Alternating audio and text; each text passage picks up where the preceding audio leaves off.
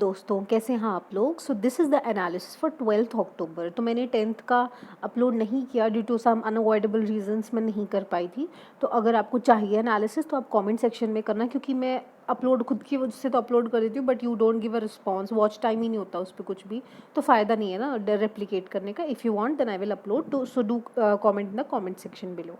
सो पहला आर्टिकल है RTI right to information से रिलेटेड। तो ये पहली बात 2005 का एक्ट है, ठीक है। लगभग इसको 15 साल हो गए हैं अब। तो 15 साल पे इसका रिव्यू किया गया तो बोला गया कि मोर देन 2.2 लाख केसेस तो पेंडिंग ही है भाई सेंट्रल इन्फॉर्मेशन कमीशन और स्टेट इन्फॉर्मेशन कमीशन के पास में। इंक्रीजिंग बैकलॉग्स है, तो इनकी जो कैपेसिटी है वो, और उनकी पहली बात रिड्यूस्ड कैपेसिटी है। तो काफ़ी टाइम से तो हमारे यहाँ पे सीआईसी की पोस्ट भी खाली है ना, तो इसीलिए इनको काफ़ी सारा दिक्कत आया था, ठीक है। अब सीआईसी और एसआईसी आपकी पॉलिटी की बुक में दे रखे हैं ऑब्वियसली, कि भाई किसी को भी अगर कोई आरटीआई के थ्रू इन्फॉर्मेशन नहीं प्रोवाइड हो रही तो वो जाके एसआईसी और सीआईसी के पास जाके अपनी कंप्लेंट का रीएड्रेसल करा सकता है। तो आरटीआई एक्ट 2005 का क्या कहता है, rules and procedures regarding citizens right to information, basic चीज़ है। एंड जो पहला फ्रीडम थी, एक पहले फ्रीडम ऑफ इन्फॉर्मेशन था, पर फ्रीडम की जगह राइट लेकर आए, ठीक है। एंड ये बेसिकली जो right two of freedom and expression है ना, अंडर आर्टिकल 19, उसको मोर स्ट्रेंथन करता है। की प्रोविजन क्या है, section 4 of RTI act require suo motu disclosure of information by each public authority. मान लो कोई भी काम कर रही है पब्लिक अथॉरिटी, कोई मान लो चीफ मतलब इलेक्शन कमीशन है, तो वो भी पब्लिक अथॉरिटी है, उसको अपनी डिटेल्स देनी पड़ेगी, कितने मेरे पास बंदे काम करे, कितनी उनकी सैलरी है, तो वो पब्लिक अथॉरिटी में देगी। तो वो फिर वो ईजी रहता है ना बेसिकली इन्फॉर्मेशन प्रोवाइड करना लोगों को। अगर हम सब सारे पब्लिक अथॉरिटी हाइड करके बैठ जाएंगे तो वो पॉसिबल नहीं रहता। सेक्शन 8 क्लॉज 1 क्या बोलता है, एग्जाम्पशंस अगेंस्ट फर्निशिंग इन्फॉर्मेशन, वो भी कुछ भी जो भी मतलब अनअवॉइडेबल रीजंस, मतलब एक दो जो क्लॉज है ना उनकी वजह से आप नहीं फर्निश कर सकते, तो ये सेक्शन 8 उसके लिए है। Section 8 clause 2 provides for disclosure of information exempted under official secrets act due to sovereignty integrity वगैरह के लिए। एंड ये सेक्शन 8 उसके लिए होता है। इन्फॉर्मेशन एंड पीआईओज क्या होते हैं भाई, एक्ट में क्या बोलता है भाई, जो स्टेट के लिए तो state information commission and centre के लिए सेंट्रल इन्फॉर्मेशन कमिश्नर्स अपॉइंट करेंगे। एंड पब्लिक अथॉरिटी में ने कुछ सारे जो ऑफिसर्स हैं उनको पीआईओज बना रखा है, पब्लिक इन्फॉर्मेशन ऑफिसर्स, जो बेसिकली अगर आप आरटीआई फाइल करते हो तो यही लोग हैं जो आपको इन्फॉर्मेशन प्रोवाइड करते हैं। इनके पास तो आप कंप्लेन लेके जाओगे अगर आपकी जो इन्फॉर्मेशन है वो पीआईओज ने प्रोवाइड नहीं की तो।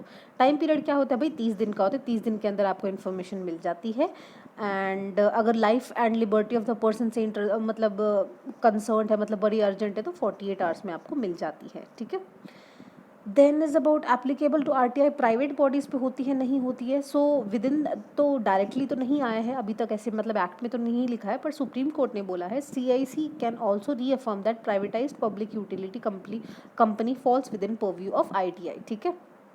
तो सीआईसी ने बोला था कि जो प्राइवेटाइज्ड पब्लिक यूटिलिटी कंपनीज है ना, जो पब्लिक यूटिलिटी है बट उनका डिसइन्वेस्टमेंट वगैरह अगर इस तरीके से कुछ करा जाता है तो they also fall under purview of RTI sorry. Political parties, so CIC had held that political parties are public authority and वो answerable है citizens के को through RTI, though but in August 2013 government introduced RTI bill which removed political parties, कि वही उसके ambit में नहीं आती, so लेकर आए थे, but currently no parties are under RTI Act and a case has been filed for bringing मतलब इनको अंडर लाने के लिए, ठीक है। सो दिस वॉज इट, ये मैं आपकी उसमें टेलीग्राम ग्रुप में डाल दूंगी। सो ये अगर आपको पढ़ना है तो आप वीडियो पॉज करके पढ़ सकते हैं। This is a simple thing, ये आपको मगअप ही करना पड़ेगा। देन इज अबाउट स्वामित्व स्कीम। स्वामित्व स्कीम क्या है, survey of village and mapping with improvise technology and village areas. तो मैपिंग करेंगे उसको, ताकि क्या है, physical distribution of property cards, ठीक है। कितने nearly 1 lakh property card holders, ठीक है, तो उनको थ्रू एसएमएस मिल जाएगा, ठीक है। तो ये जो स्कीम है, एंड बेसिकली क्या है, launch by PM Modi in April this year with aim to update rural land records, कि किसके पास कितनी ज़मीन है, ठीक है। अब बच्चे हैं, उनके बच्चे होते जा रहे हैं तो लैंड फ्रैगमेंट तो होता जा रहा है ना, तो किसके पास कितनी ज़मीन है, providing record of rights to village household and issue property cards, कि भाई मेरे पास देखो भाई इतनी प्रॉपर्टी है, 5 हेक्टेयर्स है या 3 हेक्टेयर्स है। Central scheme of ministry of Panchayati Raj and rural development, this you must know. And scheme focus on mapping rural inhabited lands using drones, ठीक है, ड्रोन्स का यूज़ करके। तो हम अच्छे खासा AI का यूज़ कर रहे हैं, एंड एक्यूरेट और doesn't exist for vast areas across India, ठीक है। तो भाई ड्रोन मैपिंग के साथ करेंगे, कौन सी मिनिस्ट्री रिस्पॉन्सिबल है और काम क्या है, ये 3 चीज़ें ही इंपॉर्टेंट है, ज़्यादा इंपॉर्टेंट स्कीम नहीं है। वर्ल्ड बैंक बीटन और ब्रोकन इनफॉर्मेलिटी एंड कोविड-19 इन साउथ एशिया रिपोर्ट। तो देखो ये क्वेश्चन कहीं नहीं आएगा इसका, सिर्फ वर्ल्ड बैंक ने एक रिपोर्ट निकाली है जो इम्पैक्ट होगा of the school closure due to Covid in childrens. ये आप कहीं मेंस में थोड़ा कोट कर सकते हो, और अगर प्रीलिम्स में आए तो बता देना भाई ये ऐसी रिपोर्ट वर्ल्ड बैंक ने रिलीज़ करी है, तो हर कोई रिलीज़ कर रहा है। साउथ एशियन रीजन बोल रहे हैं कि भाई लूज़ करेगा 622 बिलियन फ्रॉम स्कूल क्लोजर्स और up to 880 billions in more pessimistic. अगर और ख़राब हुआ तो 880 बिलियन डॉलर्स का हमें नुकसान होगा। तो ये लॉस भाई ज़्यादा तो है, पर ये क्या है कि हम जो साउथ एशियन कंट्रीज़ है ना उसमें इंडिया का सबसे ज़्यादा है, ठीक है। तो इसीलिए ये थोड़ा चिंताजनक है। Temporary school closures in all south Asian countries will ने कम से कम 391 मिलियन स्टूडेंट्स को काफ़ी बाहर रखा है स्कूल से, एंड उनकी लर्निंग को काफ़ी एक्सैसरबेट किया है। पैंडेमिक में cause up to 5.5 million student to drop out, ठीक है। 391 को तो टेम्प्रेरी बाहर रखा, पर 5.5 मिलियन को तो इसने ड्रॉप आउट की कगार पे, क्योंकि कईयों के पिता गरीब हो गए, कईयों की नौकरी चली गई, तो वो अपने बच्चों को स्कूल भेजने से मना कर देंगे। इससे क्या होगा, हम एक जनरेशन ऑफ स्टूडेंट्स की प्रोडक्टिविटी मतलब हैम्पर कर गए, एंड वो हमारे जो भी बच्चे आएंगे वो बेसिकली कम पढ़े लिखे हुए आएंगे। The projected learning loss of region is 0.5 years of learning and adjusted years of schoolings, ठीक है। तो आधा साल लगभग जो लर्निंग एडजस्टिंग ईयर्स है वो काफ़ी ज़्यादा हमारा कम हो गया, ठीक है। And based on country data for household labour incomes, ठीक है, country data on household labour incomes, the average child may lose $4400 in lifetime earning once they have entered the labour market equivalent to 5% of their total earning. कि जब कभी वो earn करते तो वो इतना लूज़ करते। तो प्लीज़ आई रिक्वेस्ट, इस तरीके के क्वेश्चन कहीं नहीं आते, मेंस में भी आप इतना नहीं कोट करोगे तो मैं कहूँगी ठीक ही है। थोड़े बहुत 2-3 इंपॉर्टेंट पॉइंट है, आप ये लिख सकते हो, ये वाला लिख सकते हो पॉइंट इसमें, एंड कहीं पे भी अगर आपको लिखना पड़े, और वही है कि साउथ एशिया में सबसे ज़्यादा इंडिया को फ़र्क पड़ेगा। And learning adjusted year of schooling क्या है, ये वर्ल्ड बैंक ने इंट्रोड्यूस किया। It seeks to combine access and learning outcomes into single measures, ठीक है। कंबाइन क्वांटिटी मतलब कितने ईयर्स ऑफ स्कूलिंग बच्चा पढ़ा, एंड क्वालिटी की मतलब उसने कितना आता है उसको उसकी क्लास के अनुसार इनटू सिंगल समरी मेजर, ठीक है। अब अगर बच्चा आधा साल स्कूल नहीं जाएगा तो उसका learning adjusted year of schooling तो कम होगा ही ना, क्योंकि उसकी क्वांटिटी कम होगी, ईयर ऑफ स्कूलिंग कम हो गया, आधा साल कम हो गया, और क्वालिटी भी ज़्यादा डिटोरेट करेगी। तो लेबर ऑफ प्रोडक्टिविटी को कैसे कम करेगा, increased integration of global economy. तो हमारा क्योंकि हर चीज़ अब ग्लोबलाइजेशन की वजह से इंटीग्रेट हो चुकी है, ठीक है। अब तो फिर क्या है, वही जो H1B वीज़ाज़ का हमने कुछ दिन पहले पढ़ा था, तो अगर वो जाने ही नहीं देंगे तो हमारे IT सेक्टर वाले अनएम्प्लॉयड रहेंगे, यहाँ पे उनको काम वो अंडरपेड काम करेंगे, है ना। Disruptions of training schooling and other education in event of severe income losses, ठीक है। इनकम लॉसेस भी हैं तो लोग अपने बच्चों को बाहर भी नहीं भेज पाएंगे अगर दूसरे देश में किसी को जाना था, है ना। सो ये वाली चीज़ें, this is not very important article I must say, बस ये थोड़ा आपको एनालिसिस देता है चीज़ों का। और एक ये कंसेप्ट थोड़ा इंपॉर्टेंट है जो मैंने आपको बता दिया, क्वालिटी एंड क्वांटिटी के बारे में। चाइना की डेट ट्रैप डिप्लोमेसी, ये हम बहुत बार पढ़ चुके हैं। चाइना क्या करता है कि ठीक है भाई, अच्छा तुझे पैसे चाहिए, ले मैं तुझे पैसे दे देता हूँ, ठीक है, वो फिर आप मेरे को धीरे धीरे रीपे कर देना। अब कंट्री तो रीपे नहीं कर पाती बहुत बार, जो गरीब देश होते हैं, तो कहते हैं चलो कोई बात नहीं, आप मुझे हम आपका ज़मीन का टुकड़ा दे दो, हम उस पर अपने मिलिट्री बेसिस बना लेते हैं। तो चाइना बीइंग वेरी इनोसेंट तो दूसरी कंट्रीज उससे दे देते हैं, एंड चाइना उनको डेट ट्रैप में फंसा लेता है। सो this is a simple logic. So it has been China has been using financial tool of debt to gain influence across globe and grab considerable power in India neighborhood countries. तो हमने काफ़ी time पहले देखा था नेपाल में भी, भूटान में भी, श्रीलंका में भी, ठीक है, डिजिबूटी में भी। तो ये वही वाला आर्टिकल रिपीट कर रखा है। पॉलिटिकल एंड इकोनॉमिक, बेसिकली उसका मतलब क्या है, उसको काम क्या करना क्या है, बेसिकली अपना दबदबा बनाना है politically and economically as well, ठीक है। एंड कॉमर्शियल लोन्स देने में काफ़ी ज़्यादा डॉलर्स खर्चते हैं वो। And these developing Nations which are लो और मिडल इनकम कंट्रीज़, वो रीपेमेंट तो कर नहीं पाते, and they gets a chance to demand concessions और एडवांटेजेस इन एक्सचेंज ऑफ डेब्ट रिलीफ। तो श्रीलंका का आपको पता ही होगा, सबसे फेमस हम्बनतोता जो पोर्ट है वहाँ पे, उन्होंने चाइना को 99 ईयर्स की लीज पे दे दिया है कि भाई तुम कर लो एम्प्लॉयज़ पे जो काम करने हैं, क्योंकि वो अपना डेट रीपे नहीं कर पाए थे। सेम ऐसे ही था जो फर्स्ट मिलिट्री बेस था डिजिबूटी में बनाया था, अप्रॉक्स आई थिंक 2016 या 14 के आसपास पहला मिलिट्री बेस बनाया था डिजिबूटी में, विच इज़ जो अफ्रीकन हॉर्न है ना, उधर ये वाली कंट्री इधर पड़ता है डिजिबूटी, तो वहाँ पे पहला बनाया था उन्होंने, एंड वहाँ से फिर अपने क्रूड ऑयल वगैरह की ट्रांजैक्शंस करने लगे। तो ये दिखाता है कि वो धीरे धीरे वो स्ट्रिंग ऑफ पर्ल्स जो थ्योरी है ना, पहले एक देश फिर दूसरा देश फिर तीसरा देश, ऐसी चाइना की डेट ट्रैप डिप्लोमेसी वर्क करती है। So I hope this is clear. Then is about Feluda test. तो फेलुडा टेस्ट हम पहले ही कवर कर चुके हैं। फेलुडा टेस्ट में भाई क्या आएगा, कौन सी टेक्नोलॉजी यूज होती है, क्रिस्पर कैस 9। और क्रिस्पर कैस 9 के बारे में तो आपको मल्टीपल टाइम्स बता चुकी हूँ। क्या है क्रिस्पर कैस 9? जीन एडिटिंग करता है, डिलीशन करता है और एडिशन करता है रिक्वायर्ड जीन का जो हमें चाहिए होती है एक डीएनए में। ठीक है, ये डीएनए मान लो ये जो सीक्वेंस है इसको काट देगा और जो हमें नीडेड चाहिए होगा वो इसमें इंसर्ट कर देगा। So this is a simple thing. So ये फेलुडा टेस्ट क्या है, जैसे प्रेगनेंसी टेस्ट की होती है उसी की तरह पेपर बेस्ड टेस्ट स्ट्रिप है। ये बता देगा आप कोविड पॉजिटिव हो या नेगेटिव हो in less than 30 minutes. Approve कर दिया हमारे director controller general of India ने, ड्रग्स कंट्रोलर जनरल। ये आप मुझे कमेंट सेक्शन में बताएंगे क्या होता है। CSIR एंड टाटा ग्रुप में मिलकर बनाई है। तो इसमें CRISPR gene editing technology use कर रखा है। एंड देन इज़ अबाउट ये RT-PCR के लेवल्स को मैच करता है, टाइम काफ़ी कम है, लेस एक्सपेंसिव है, फर्स्ट डायग्नोस्टिक टेस्ट है टू डिप्लॉय Cas9 प्रोटीन। सो ये आपको थोड़ी बहुत चीज़ें याद रख लेनी है इसकी। Delhi issues notification on tax waiver for battery vehicles. तो भाई दिल्ली का क्या सपना है, हम 5 लाख इलेक्ट्रिक व्हीकल्स रजिस्टर करेंगे बाय 2024। तो ये आपको डेफिनेटली याद करने की ज़रूरत नहीं, इंडिया का टारगेट्स याद करो, दिल्ली के नहीं।